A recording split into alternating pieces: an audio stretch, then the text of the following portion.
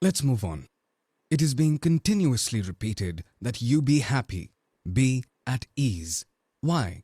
Because in reality, you are not attached to anybody. If you aren't attached to anybody, where is the question of bondage?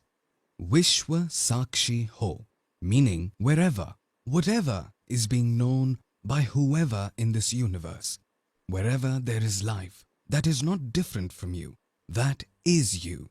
And if we understand this fact, which doesn't happen so easily, because we've been programmed to believe that I am this body and the name linked to this body, we are unable to see or think anything outside of it.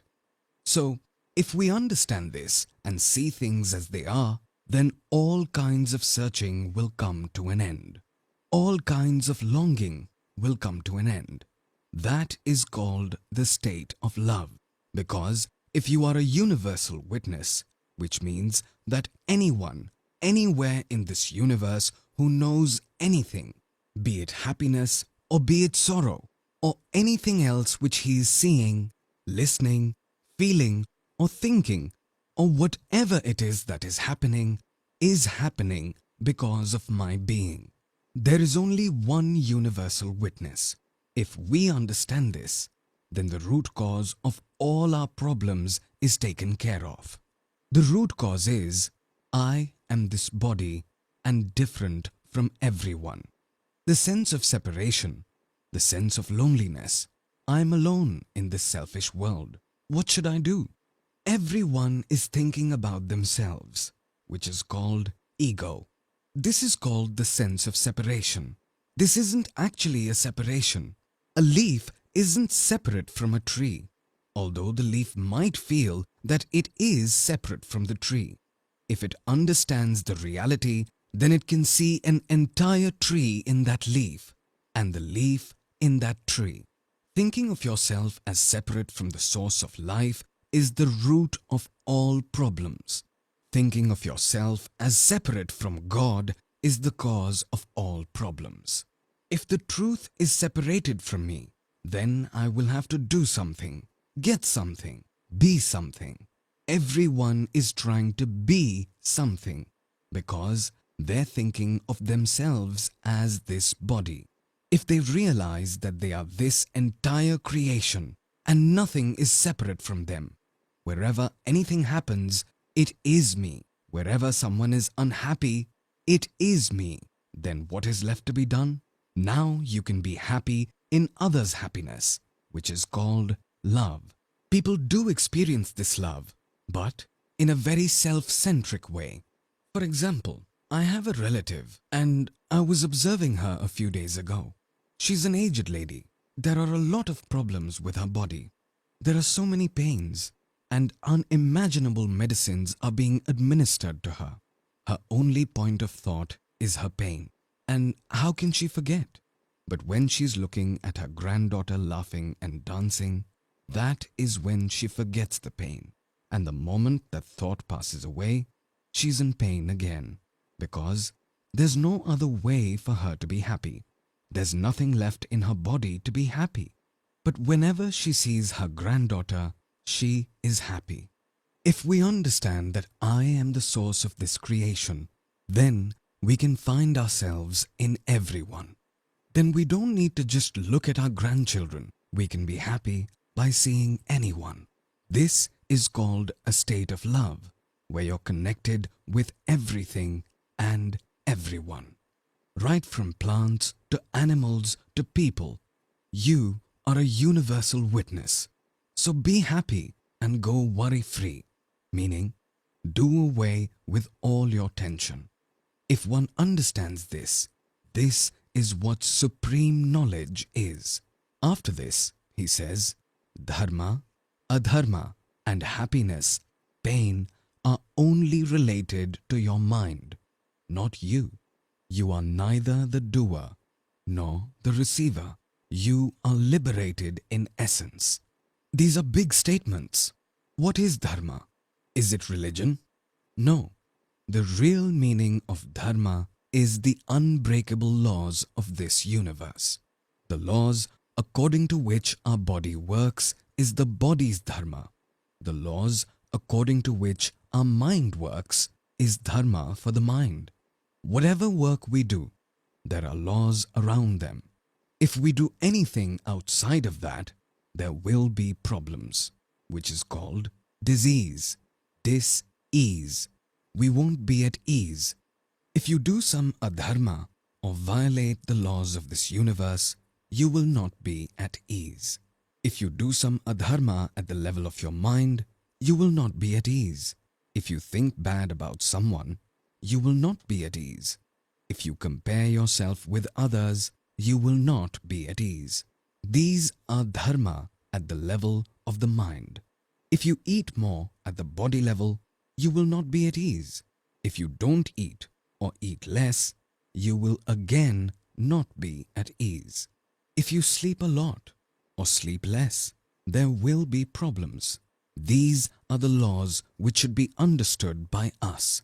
What is the correct amount of food, drink, sleep, work which has to be done according to our body or our mind, where emotions and feelings reside? Because this entire game boils down to perception. If within our mind we do not think, say, or read at all, then where is dharma or adharma? This dharma and adharma has been injected in our minds as per the structure of this entire society. In reality, there is no need for our body to follow the path of dharma with anyone's assistance. Do animals need any support to follow dharma's path?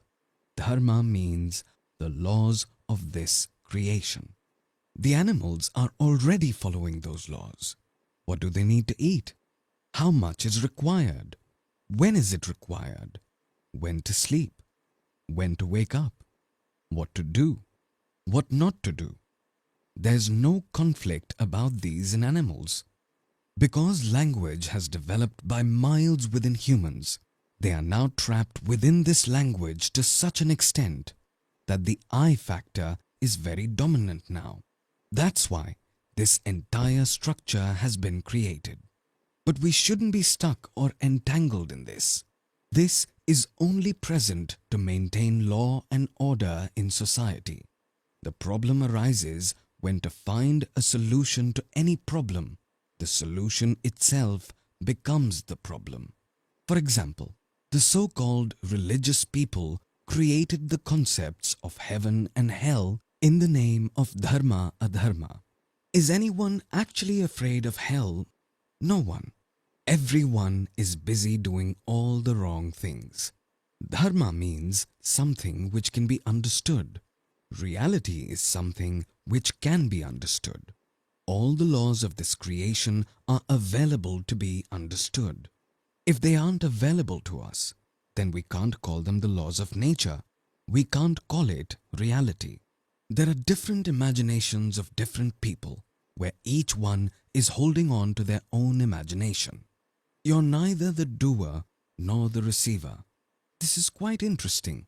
If we want to understand the depth of this sentence, then we need to understand the structure of our mind, how thoughts are born.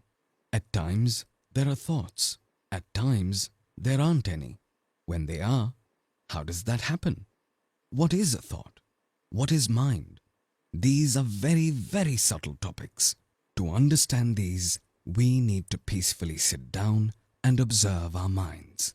That is when we will get to its roots. And when we understand that, we'll laugh, because that is when we'll understand that everything is happening on its own. Right now, we feel that we are doing it, which is the major cause of all the problems. Let's try to understand this now.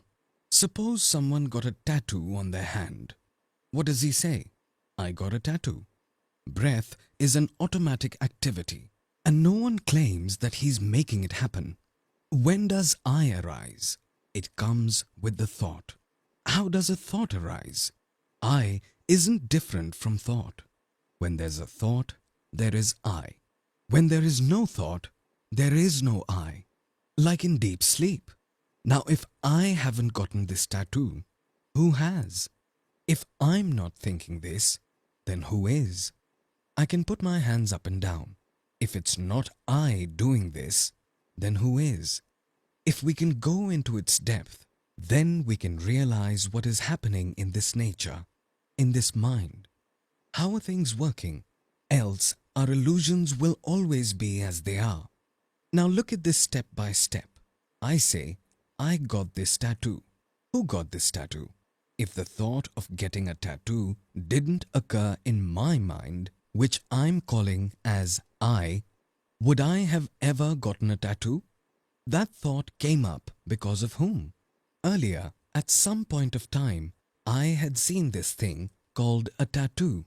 If I hadn't seen it, it wouldn't be in this body, and the thought of a tattoo wouldn't occur at all. If you haven't seen something, can there be a thought related to that ever? Impossible. Someone can say it's possible because in a dream I saw a horse with horns on his head. That is because you've seen both cows and horses. So you merged a cow's horns over a horse's head. You have seen them both. That's why the result is something similar to both.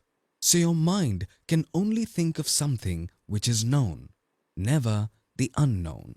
If you don't know a person at all, you can't think anything about them. If you don't know about a thing, there can't be a desire about that thing within your mind at all. That's why people in villages are happier, comparatively. Or it would be wrong to say that they are happier. Saying that they are in lesser sorrow would be appropriate, because they have lesser information within their brain, which means lesser thoughts, lesser desires. Limited thoughts, limited desires, limited stress, limited struggle. Whereas in a city, you have unlimited information which leads to unlimited thoughts, unlimited desires, unlimited struggle, and infinite stress. So, who is doing all this? If I haven't got a tattoo, then who has? Something was seen via these eyes, and that information went inside us. Now this information went inside many people, but some got a tattoo, some didn't. What is this? What will someone say here? I have a choice. I have the freedom to choose. But this is not freedom at all. You are served 50 food items and are asked to choose from it. Where's the freedom? This is bondage, because this will lead to confusion. This will lead to so much conflict within. Eat, you are trapped. Don't eat, you are trapped again. You are bound by thoughts, isn't it? This is a thin veil. It is very different from the world which the world normally sees, listens to, thinks about. What do people think about freedom? I have the freedom to choose whether to do it or not. This doesn't happen actually if you look closely. That image of a tattoo went through two minds.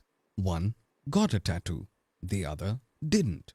The one who got the tattoo is in a false belief that I got a tattoo, and the one who didn't get a tattoo is in a false belief that I did not get a tattoo.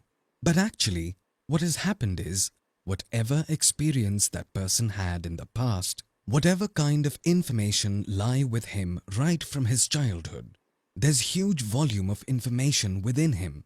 It is possible that he has been tortured at home, due to which his suppressed aggression is still there. So, he wants to revolt to show the world who he is. And even all this hasn't happened because of him. All of this has happened to him.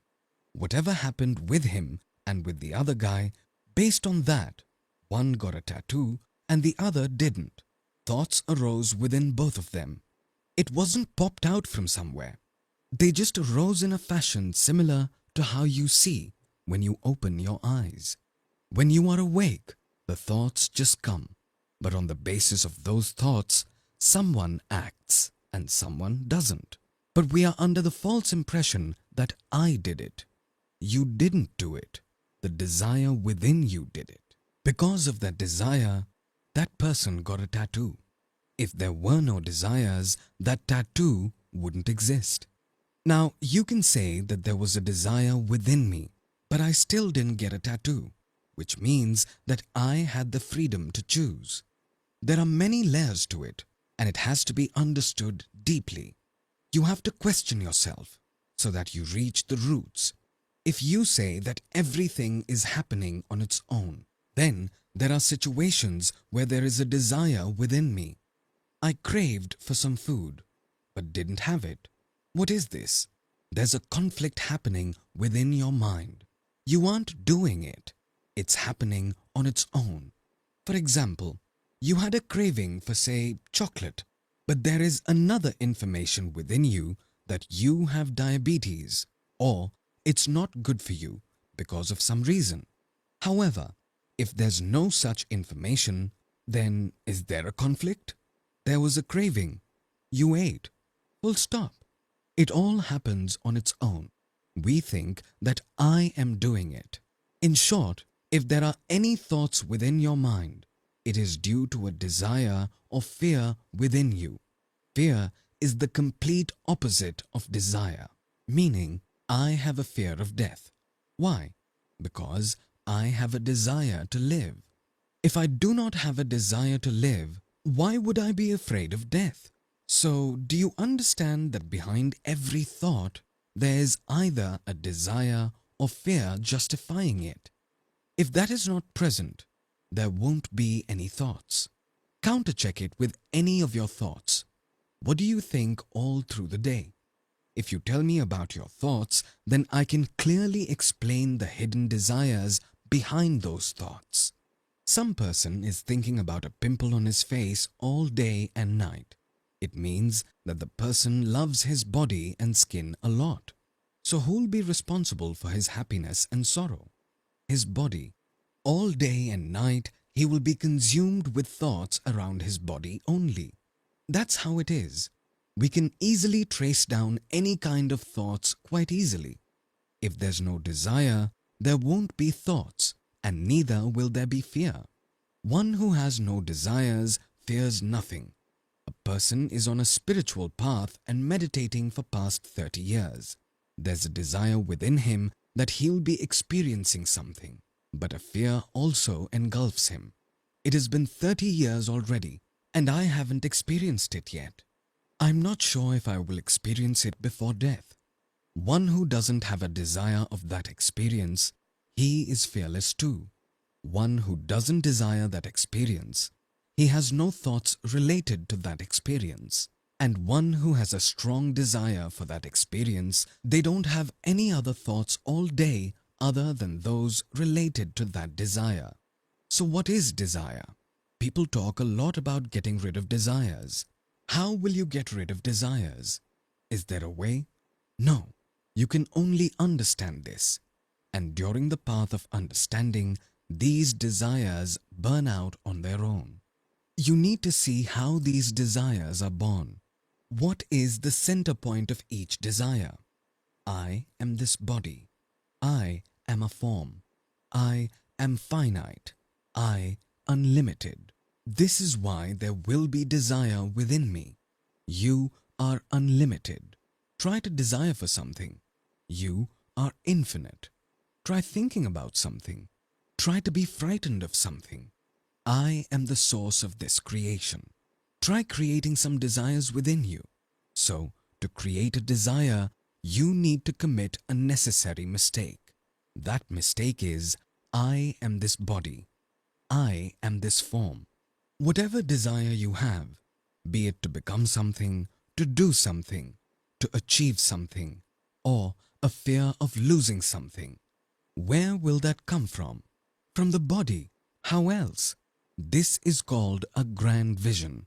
For this, you need a mind which is ready to be completely dismantled. Whatever you have latched onto, something which you think you are, that's the sole reason you are being held back. Just look at your body. Is it different from nature? The information within you, is it different from nature? How was that information created? Because of the language, words. How were the words created? Because someone can speak. How can someone speak? Because it is a part of nature. Why is nature present? Because there is a source to the nature. What is that source? That source is me. Reach there and now think. Whatever your thoughts are, where you have some craving, that is how sorrow happens, isn't it? Craving leads to all kind of problems. I'm craving for something. When this truth goes deep within us, all our cravings die. It's fine if I get something. It's fine even if I don't get something. Now what remains? There's absolutely no sorrow within thoughts. Understand this with finesse.